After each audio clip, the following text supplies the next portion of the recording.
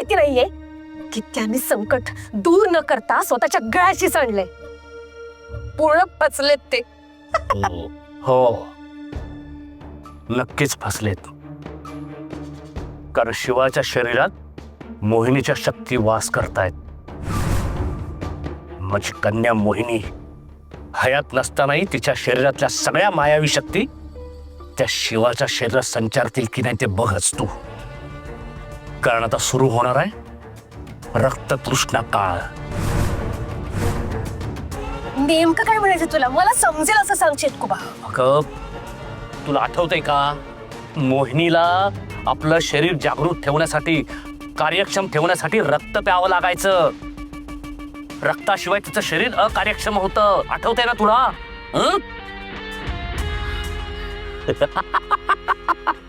अच्छा, म्हणजे शिवा आता रक्त पिणार? हो.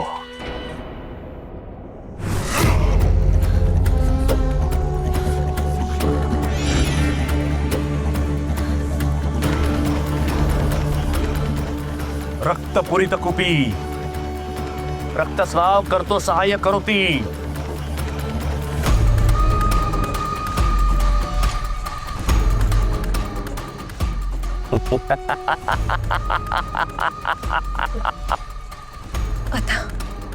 आता चेटकोबा, आता शिवाच्या पूजेला बसला ना तरी त्याला काही होणार नाही. दैवी शक्तीची काहीच बाधा होणार नाही. मनात छळ कपट असतानाही सात्विकतेचा मुखवटा पांघरून तो त्या लोकांच्यात वावरू शकतो. फक्त त्याला रक्ताची तहान लागली की त्याला पूजेतून उठून इथं यावं लागेल, एवढं मात्र नक्की. खरंच असं होईल चेतकोबा? हो, असंच होईल. कारण माझ्या मोहिनीच्या सगळ्या मायावी शक्ती त्या शिवाच्यात आहेत. आणि आता शिवा आणि त्या शक्ती या दोघांचाही मला वापर करायचा आहे.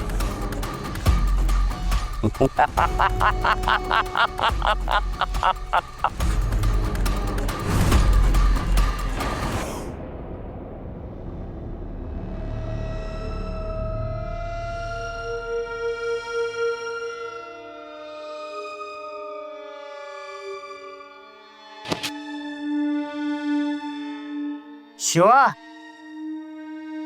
आवरलं का तुझं? हा, आवडतोय. अरे शक्तीच्या घरी पूजेला जायचंय. हा,